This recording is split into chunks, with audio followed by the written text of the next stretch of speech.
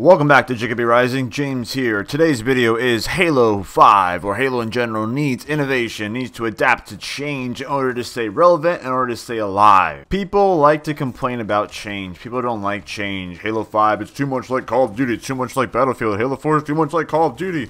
Blah, blah, blah, blah, blah, blah, blah, blah, blah, blah, blah, blah. Look.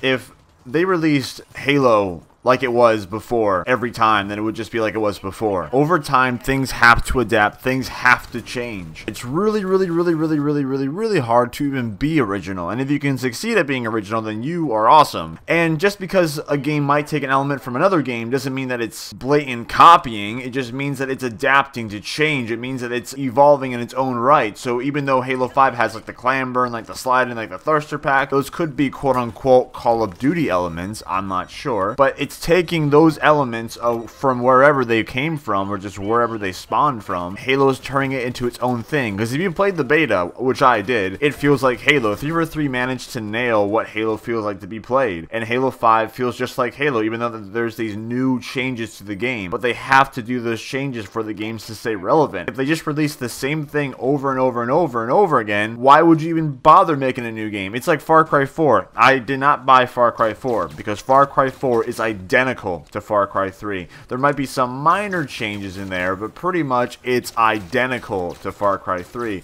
Why would I spend money on the same game I already bought? Now, one big thing that was in Halo 4 that I thought Halo 5 fixed very well was the sprint feature. In Halo 4, if you were getting shot at and stuff like that, you would just run away. In the previous games, there was no sprint, so if you got into a gun battle, two people walk into a gun battle, one person walks out, or both of them don't walk out. You don't just run away, or it was much harder to get out of a gunfight in like Halo 3. Now with Halo 4, everyone has sprint, so it's much easier to run away. With Halo 5, if you're sprinting, your shields don't recharge, which I thought was a pretty cool thing. So if you want to have your shields back up, you have to stop running, wait for your shields to go back, and then you can do whatever you want from there. Now if you look back at Halo 3, Halo 3 was really just a better version of Halo 2. It was a more updated graphical version. That was really the main change with Halo 3, minus the equipment. But Halo 3 is a very basic shooter. There wasn't really anything too complicated about Halo 3. When we look at Halo 4, now even Halo 5, there's so many extra changes, and there's so much going on. And people, I guess, seem to wonder, like, do you really need to have that much going on? Why not just make a bare minimum, bare shooter? That's why people love Call of Duty Modern Warfare, the first one, so much, because it's just a shooter. There's no gimmicks, and there are kill streaks, but it's something like ridiculously stupid, like calling in a nuke. It's just a shooter. Do people want that? I think there's a large demand for people who just want basic shooters. Then maybe 343 should appeal to that audience and make them play this where it is just basic shooters. And then people who want change and want the innovation, they should do stuff like the Warzone or have the sprint. They should cater to all audiences, not make you play to one specific play style. With every new Halo game, you're going to have different elements. In Halo 1 was Halo, in Halo 2 we had dual wielding, Halo 3 we had the equipment, ODST we had the visor, we had the silenced weapon, we had firefight. In Halo 3 we also had the forge, I forgot to mention that. Then in Halo Reach we had the armor abilities, and then we had even bigger forge mode, expansions on that, better firefight. Halo 4 we had Spartan Ops, which I thought sucked balls and hopefully does not come back, or if it does come back, I hope they improve on that. Now Halo 5 we have the clamber, all these other Spartan abilities, and then we have Warzone. So there's always going to be change, there's always going to be updates. Oh, and theater.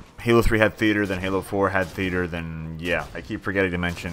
Hey, Halo 3 introduced a lot, and then we go on and so forth. But maybe there's too much change. Maybe Halo 5 has too much going on, so maybe we should take stuff out. I don't think that's a good idea, because clearly this change probably didn't happen overnight. There might have been some type of demand for a change. I'm sure the developers wanted to create something new and wanted to innovate and not just have the same thing be the same thing every time, because honestly that would get really boring really quick. Those are my thoughts on Halo needs innovation to adapt. What do you guys think about Halo in general changing? Do you think these changes are good? Do you hate the changes? Do you want no change? Do you want just like Halo 3? Which is funny because Halo 3 had changes from Halo 2. You see how that works? Thanks for watching the video. Have a good day, guys. Peace out.